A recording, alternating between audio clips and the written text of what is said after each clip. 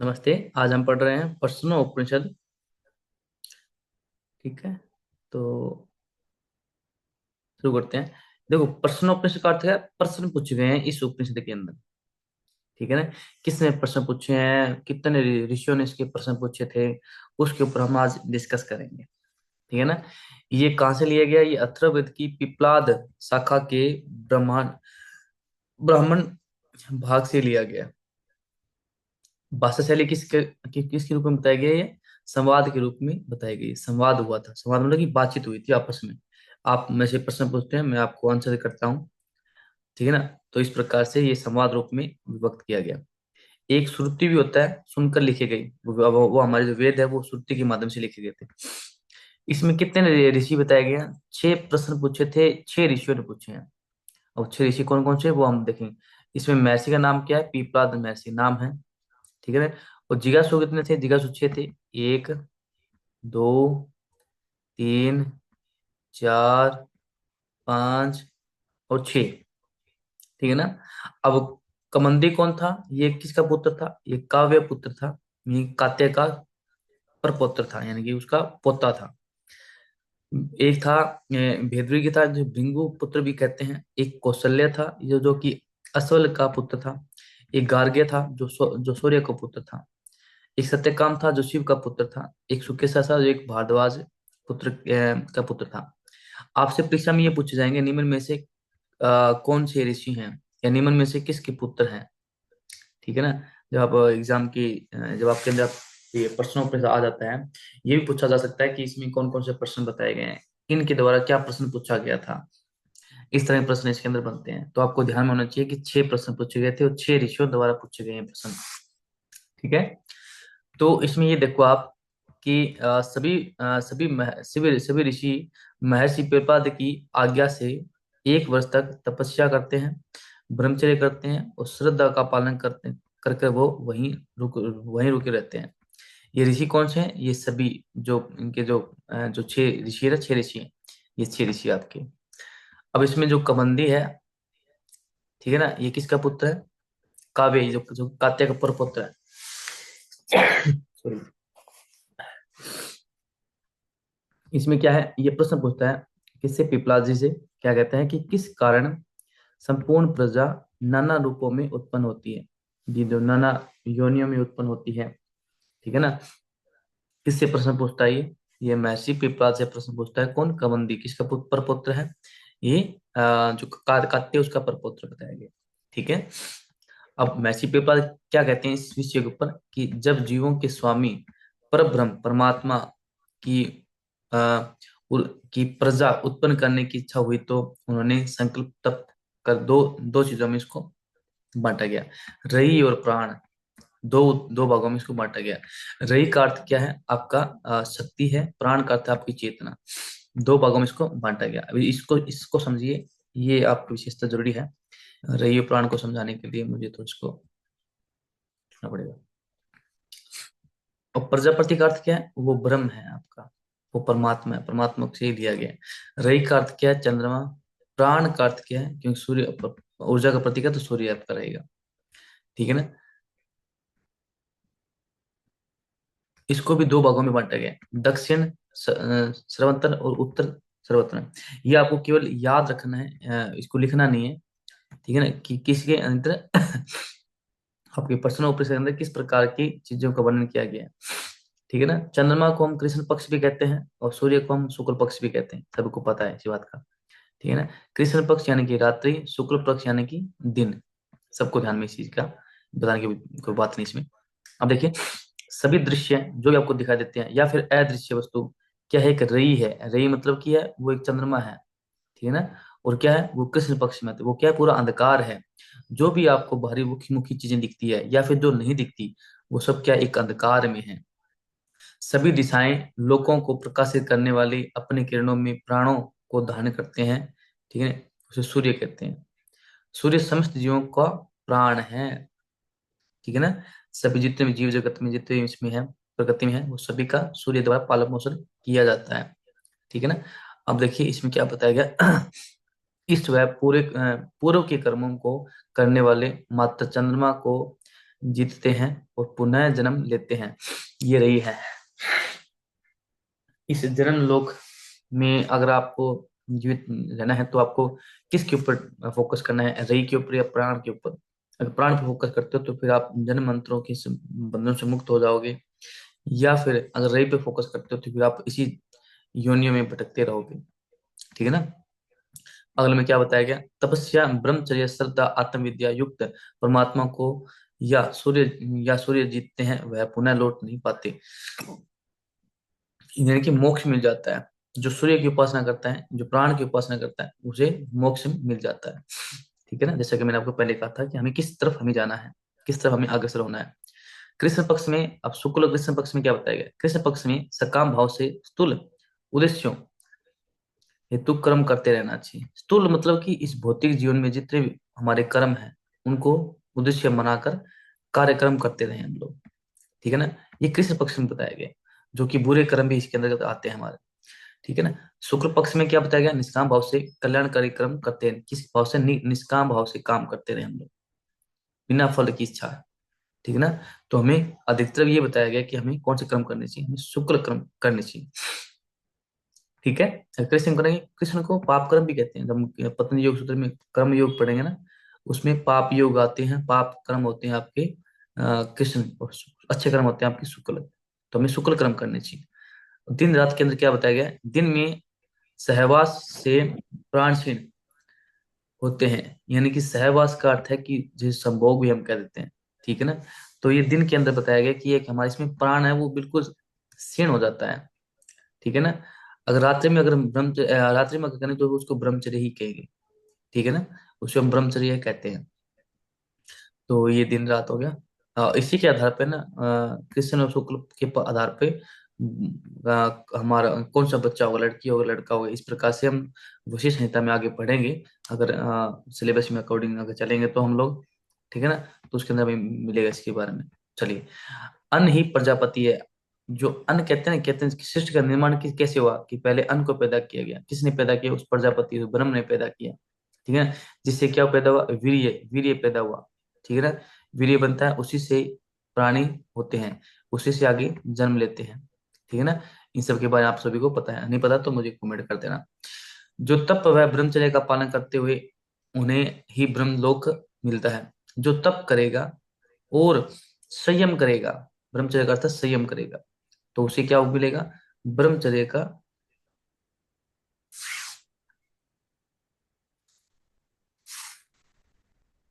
जी Babita ji personal principal में पढ़ रहे हैं।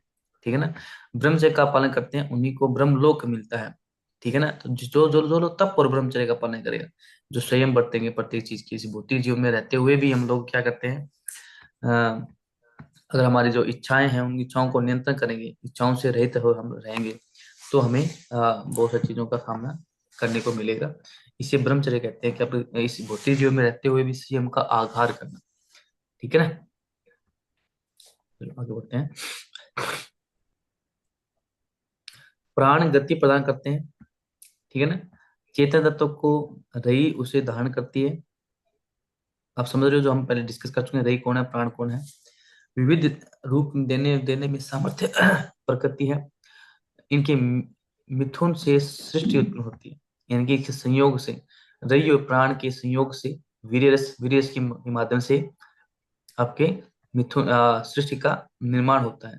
ठीक है। देखो मिथुन किस प्रकार से, संयोग कैसे बना?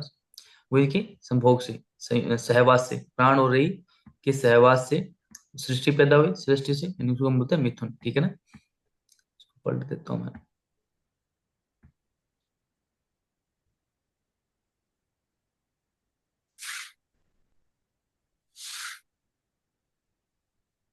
चलिए अगला देखिए। अगला किसने, ये दूसरा प्रश्न किसने पूछा था? ये कोई वेदवी या कोई भार्गव जी से है। ठीक है ना। उस वो क्या कहता है? कितने देवता प्रजा को धारण करता है? ठीक है ना। प्रजा को धारण करता है, कौन उसे प्रकाशित करता है, इनमें से श्रेष्ठ कौन है? तो पीपलाद क्या कहते हैं? धारण करने वाला कौन है? आकाश है, वायु है, जल है, अग्नि है और पृथ्वी है। ये आपके पांच तत्व है। क्या? पांच तत्व है जिनके द्वारा आप चीजों को क्या धारण करते हो। यानी पंच महाभूत आपके, सबको पता है पंच महाभूत कुमारी कौन कौन से हैं। यही क्या है, स्थूल शरीर है आपका। जो आपका शरीर बना है वो इन्हीं तत्वों के माध्यम से बना है आपका शरीर। भाई ये काम मत करो। मैं हूं पैसे चलाने के लिए, आप ना चलाओ पैसे, ठीक है रहेगा ना। मुझे इसमें काम बहुत ज्यादा करना पड़ता है।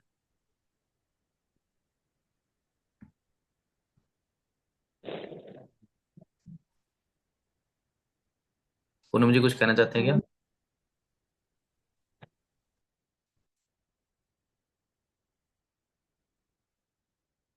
ठीक, चलो आगे बढ़ते हैं।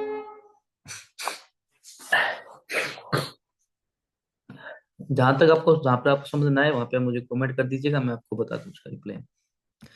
प्रकाश से करने वाला क्या है? ज्ञानेंद्रियां और आपकी कर्मेंद्रियां हैं और मन है। सबको पता है कि पांच आपकी क्या है? ज्ञानेंद्रियां हैं। पांच आपकी कर्मेंद्रियां कौन कौन सी है? वो आपके नीचे दिए गए हैं, नेत्र कान नाक इत्यादि। नेत्र कान नाक त्वचा और आपकी जीवा, ठीक है ना।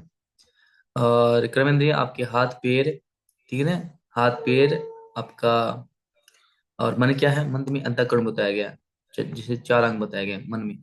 मन बुद्धि अहंकार और चित्त, इसे अंतःकरण चार अंग इसमें मिल जाते हैं, ठीक है ना। ये आपस में झगड़ते हैं। हमने शरीर को आश्रय दिया। कौन झगड़ रहा है? ये लोग आपस में झगड़ रहे हैं कि हमने शरीर को आश्रय दिया।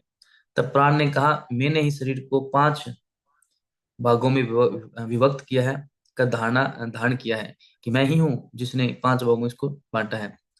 पांच भाग कौन कौन से? अतः सर्वश्रेष्ठ कौन है? प्राण है। प्राण यानी पंच प्राण। कौन कौन से प्राण आपके? पंच प्राण आप सभी को पता है। प्राण, अपान, समान, व्यान और उदान। इनके बारे में सबको पता है? ये सुनो, जो पंच प्राण है वो शरीर में किस प्रकार से काम करते हैं आपको हमने पहले डिस्कस कर चुके हैं ना इसके बारे में। इसके बारे में डिस्कस नहीं किया तो मुझे कमेंट कीजिए भाई, क्योंकि अब पांच प्राण के नाम आ गए तो हम उसको अभी क्लियर कर देते हैं, फिर बाद में कोई डाउट नहीं रहे, ठीक है।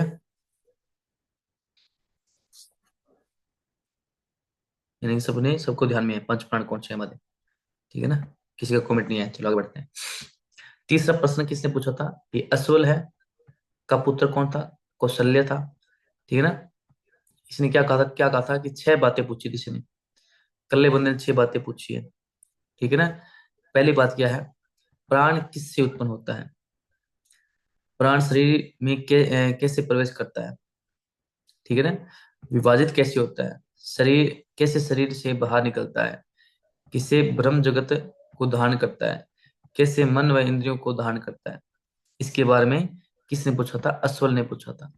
कि का पुत्र कौशल्य, कौशल ने पूछा था इसके बारे में। अच्छा ये बताओ, अब तक आप लोगों ने इसको देखा प्रश्न ऑप्शन में, इसका सारांश क्या देखेंगे हम लोग कि ये किस बात पे जोर दे रहे हैं? ये क्या जानना क्या चाहते हैं? कोई कमेंट करेगा अच्छे से? मुझे कमेंट बताओ कि इसका मेन मकसद क्या है। कोई कमेंट कर दीजिए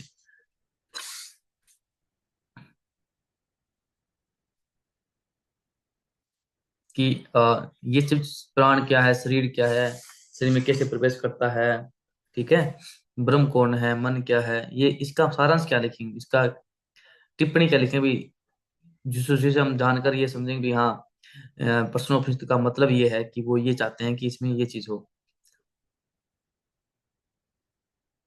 किसी को नहीं पता? शॉर्ट फॉर्म किसी को नहीं पता?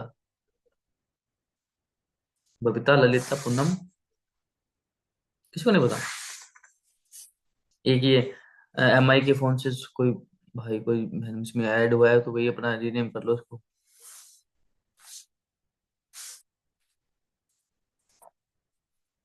चलो,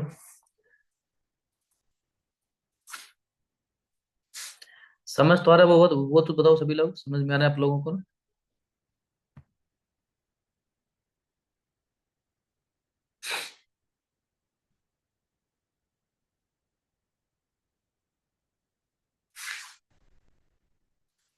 ठीक, ठीक है पूनम जी, ठीक है।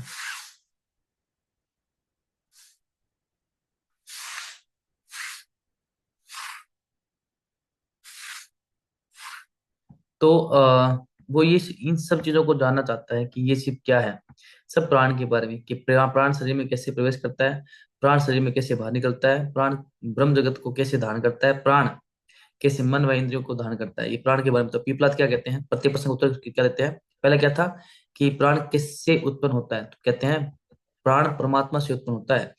परमात्मा या आत्मा से वो क्या होता है, उत्पन्न होता है हमारा प्राण। दूसरा प्रश्न क्या पूछा था, शरीर में कैसे प्रवेश करता है? मन के संकल्प द्वारा प्राण शरीर में प्रवेश करता है। मन के संकल्प के द्वारा शरीर में प्रवेश करता है। तीसरा प्रश्न है कि ये प्राण जो हमारा विभाजित कैसे होता है, अलग अलग कैसे होता है? तो तीसरे प्रश्न है, सर्वश्रेष्ठ प्राण अन्य प्राणों को शरीर के अलग अलग कर्मों के लिए नियुक्त करता है। सर्वश्रेष्ठ प्राण, जो प्राण है जो हमारे कर्मों के द्वारा बने हुए हैं, अन्य प्राणों को शरीर के अलग अलग कर्मों के आधार पे वो डिफाइन करते हैं कौन किस अवस्था में जाएगा। तो प्राण कौन सा बताया गया इनमें, जो हमारी एनर्जी पावर है, जो पंच प्राण है हमारे शरीर में, इनका स्थान क्या बताया गया है? ये प्राण हमारा कहाँ प्रवेश करता है? मुख के अंदर है, नासिका द्वार है, नेत्र है, स्रोत है, ये सब में क्या है, प्राण विद्यमान है। जो अपान का क्षेत्र हो गया, गुद्दा भाग है या उपस्थ वाला भाग है, उन सब में हमारा प्राण विद्यमान होता है।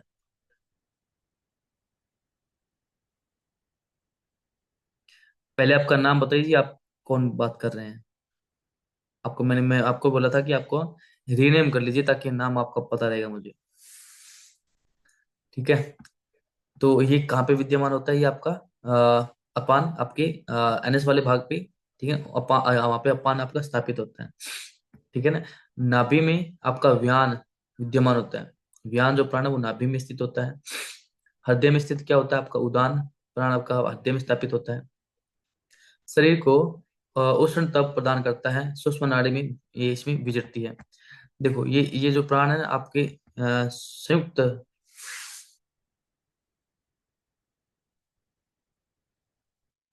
आप कहाँ से हैं ये भी बताइए मुझे, कमेंट कीजिए आप कहाँ से हैं। ठीक है ना।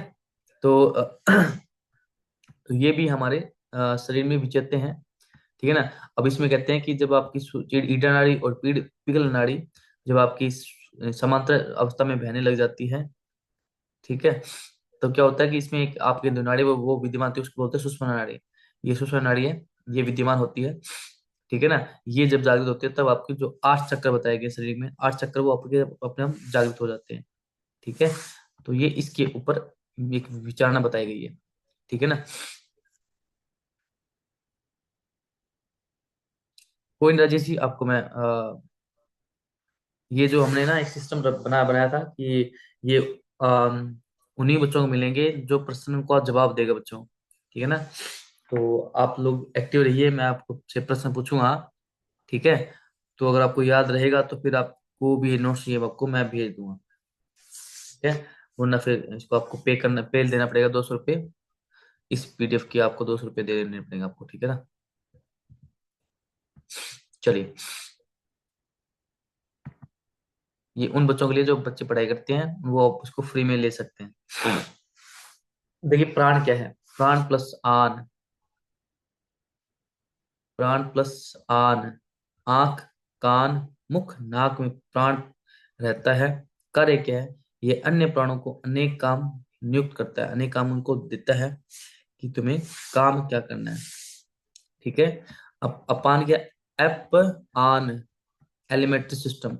ये क्या था? प्राण, प्रा प्लस आन रिस्पेक्टिव सिस्टम किसमें होता है? आपका हार्ट वाले से संबंधित, आपका जो ना अपर वाले जो अपना खाना खाते हैं। ठीक है ना। या फिर जो भी स्रावित होती है आपकी जैसे आंख कान का काम क्या, मुख का काम क्या, हमने ये पढ़ा, क्या पढ़ा था? प्राण का काम कहाँ कहाँ होता है? प्राण कहाँ कहाँ विद्यमान होता है? मुख, नासिका, नेत्र, स्रोत, कान में। इस प्रकार से ये जो आपका प्राण है वो विद्यमान होता है, उसका नाम क्या है? Special system. आपके साइंस के टर्म में अपान अप प्लस आन एलिमेंट्री सिस्टम, ये क्या है? स्थान कौन सा? गुद्दा या उपस्थ वाला भाग। मलमूत्र शरीर से बाहर निकालना, रज्जु वीर्य तथा गर्भ को भी बाहर करना। ठीक है ना। इसके अंदर ये आपका प्राण विद्यमान होता है, क्या? अपान। समान का था डाइजेस्ट सिस्टम आपका, आपका भोजन से संबंधित आपका नाभि प्रदेश से बता दिया, जो अन्न को सम करता है, यानी कि भस्म कर लेता है, अन्न इनको शरीर में समा लेता है। ठीक है ना। उसका रस बनाकर शरीर के अपने पहुंचाता है, जिसमें सात ज्योतिषियां जग जाती है। ठीक है ना। अब सात ज्योतिषी किस प्रकार से जग जाती है वो देखिए। कुल सात है। दो आंख, दो नाक, दो कान, एक मुख, टोटल कितने हो गए? 7। ठीक है। शरीर की ज्वाला या ज्योतिष, ज्योतियां, इसे 7 ज्योतियां, ज्वाला भी हम कह देते हैं, के माध्यम से हम लोग अन्न को भस्म कर लेते हैं, अन्न को समा लेते हैं शरीर के अंदर। व्यान का काम क्या है? ये आपका सर्कुलर सिस्टम है आपका। ठीक है, सर्कुलर सिस्टम मतलब कि रक्त का प्रवाह है, किसी भी चीज से शरीर में प्रवाह होता है ना उसका। आत्मा का निवास स्थान बताया गया, किसी में हृदय बताया गया आपका, ठीक है ना। हृदय में कितनी नाड़ियां होती है? 100 नाड़ियां होती है, प्रत्येक नाड़ी 100 शाखाएं, 6 नाड़ियां होती है, 100 शाखाएं, ऐसी नाड़ी होती है। प्रत्येक शाखा की जो प्रत्येक शाखा की तो 72,000 होती है, ठीक है ना। कुल नाड़ियों संख्या 72 करोड़ नाड़ियां बताई गई है। इन सब में व्यान वायु अर्थात समस्त शरीर में विचरती है, क्योंकि इतनी नाड़ियां तो उनके लिए बड़ी संख्या में व्यान वायु चाहिए ना। अब उदान का काम क्या है? शरीर की 72 करोड़ नाड़ियों में विभिन्न सूक्ष्म नाड़ी, सब विभिन्न सूक्ष्म नाड़ी जो अलग होती है, हृदय से मस्तिष्क में गई है, में उदान वायु विचरती है, ठीक है ना। जिसे हम क्या कहते हैं? कैरोटिड आर्टरीज कहते हैं, ठीक है ना, जो कि शुद्ध रक्त को अपने मस्तिष्क तक पहुंचाती है। जो मनुष्य पुण्यशील होता है उसे उदान परलोक, पुण्य लोक ले जाता है। उदान है ना, उदान कौन सा बताया था अभी जो पढ़ रहे थे, उदान वायु, क्योंकि ये सुषुम्ना से को रिप्रेजेंट ही करता है। सुषुम्ना कौन सी है? जिसमें शरीर में जो हमारा चक्कर है, वो नाड़ियां, वो हमारे शरीर में एक्टिव होती है, ठीक है। देखिए, जो मनुष्य ये हो गया, पापी व्यक्ति को पापलोक ले जाती है, और पाप पुण्य दोनों को, क्योंकि ये मनुष्य योनि, इसमें बोलते हैं मिश्रित कर्म। मिश्रित कर्म किसमें बताए गए हैं? आपके गीता में बताया कि व्यक्ति को कैसे कर्म करने चाहिए, मिश्र कर्म करने चाहिए, ना उच्च करे ना वो निम्न करे, ठीक है ना। मिश्र कर्म व्यक्ति को करना चाहिए। सूर्य ही ब्रह्म है। अब पूछा कि ब्रह्म कौन है, ये चौथे प्रश्न में पूछा कि ब्रह्म कौन है, तो क्या सूर्य ही ब्रह्म है? सूर्य प्राण है, सूर्य अपान, पृथ्वी अपान है, आकाश व्यान है, तेज आपका उदान है। ये पंच महाभूतों के द्वारा बता दिया कि प्राण कौन है, वो सूर्य है, वो ब्रह्म है। छठे प्रश्न में क्या पूछा था कि तेज कौन है? क्योंकि जिसका शरीर क्या है, तेज या शांत हो गया, मृत्यु मृत्यु होगी, ठीक है। तेज और शांत, तेज उसका शांत हो गया मतलब कि ढक गया, तो उसकी मृत्यु होगी। वह जीवात्मा मन में लीन हो जाती है, इंद्रियों के साथ पुनर्जन्म को प्राप्त हो जाता है, ठीक है ना। कि उसका पुनर्जन्म किस हिसाब से हुआ है, वो इस हिसाब से इसका पुनर्जन्म के बारे में बताया गया है कि जब वो शांत हो जाता है, तो जिसकी जीवित जो जीवात्मा है, आत्मा है, वो किसमें मन में लीन हो जाती है, और इंद्रियों के साथ पुनर्जन्म को वो प्राप्त कर लेती है। तो जन्मांतर के जन्म का जन्म मरण हमें किस आधार पे, हमारे कर्मों का जो संबंध है वो अलग अलग होता है, उसके बारे में इस पे अधिक पर फोकस किया गया। जो प्राणों को जान लेता है उसकी संतान परस्पर नष्ट नहीं होती, अमर हो जाती है। जिन्होंने प्राणों को जान लिया, ठीक है ना। तो प्राण जानने के लिए आपको जरूरी है कि आप योग साधना को अच्छे से करो। चौथा पुत्र था सूर्य पुत्र, जो का पुत्र क्या था, गार्ग्य था। तो क्या कहता है, इस देह में कौन सी इंद्रियां होती है, सोती है, इस देह में कौन सी इंद्रियां सोती है?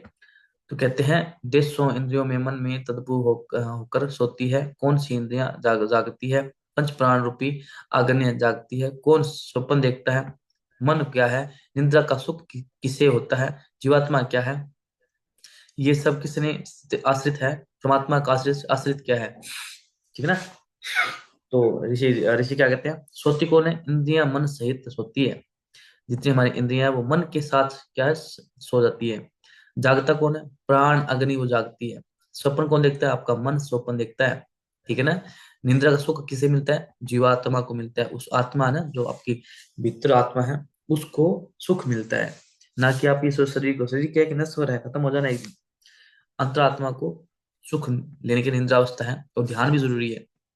ये सब किस पे आश्रय होता है? ये परमात्मा पर निर्भर करता है। उसकी इच्छा हुई तो उठा लेगा, उसकी इच्छा हुई तो नहीं उठाएगा, ठीक है ना। तो हमेशा से परमात्मा से बच के रहिए।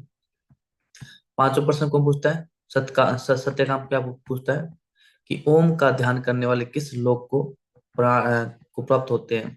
तो कहते हैं, ओम की पहली मात्रा ध्यान करने वाले को पृथ्वी लोक प्राप्त होता है। कौन सी? इसमें उ मैं, ये 3 मात्रा होती है, ठीक है ना। अगर कोई पहले ही इसको प्राप्त करेगा तो पृथ्वी लोक में रहेगा।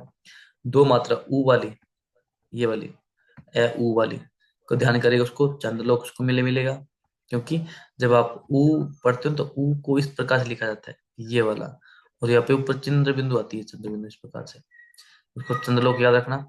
तीसरी मात्रा अ उ मैं का ध्यान करने वाले को ब्रह्मलोक, जो कि सूर्य लोक को है, प्राप्त होता है। ठीक है ना। छठा और अंतिम प्रश्न पूछता है भार्गव पुत्र सुकेशा, क्या पूछता है? वो कहता है, अभी कौन जुड़ा है?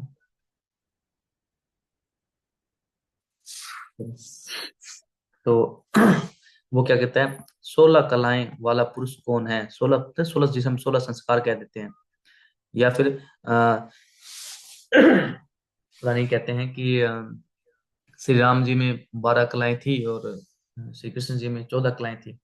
16 कलाएं किसी में नहीं है, अगर 16 कलाएं होती तो वो परिपूर्ण होता, वो ईश्वर होता। ठीक है। वह परमात्मा 16 कलाओं वाला है, पुरुष है, जो हर पुरुष के शरीर में भी विराजमान है। उसे सबसे पहले प्राण का सृजन किया गया। 10 मिनट में आपकी क्लास खत्म हो जाएगी। तो क्या बताते हैं? प्राण, श्रद्धा, आकाश या जल, वायु, ज्योति, पृथ्वी, इंद्रियां, मन, अन्न। ठीक है। अब अन्न से क्या हुआ? कर्म, लोक, मंत्र, तप, और अन्न से आपका वीर्य, और अन्न से आपका लोकों के नाम। इस प्रकार से इन्होंने 16 बताए, मेरे ख्याल से हो गया ना 16 के? 1 2 3 4 5 6 7 8 9 10 11 12 13 14 15 16, ये 16 कलाएं बताई गई है। ठीक है ना, ये 16 कलाएं। ठीक है, अब आपको पता हो लग गया 16 कलाएं कौन सी है। ठीक है। तो इस प्रकार से हमारा जो प्रश्नोपनिषद थे कंप्लीट हो गया। इसमें आप ये याद रखिए कि प्रश्नोपनिषद में क्या कुछ बताया गया था कि उन्होंने 6 प्रश्न पूछे थे। 6 प्रश्न 6 ऋषियों द्वारा पूछे गए थे। किससे किससे पूछे गए थे? कोई ऋषि था पीपलाद, उससे पूछे गए थे। ठीक है ना। तो इस प्रकार से आपके कंप्लीट हो गए। तो अब चलते हैं डाउट सेशन के ऊपर, कि डाउट किसी का है तो।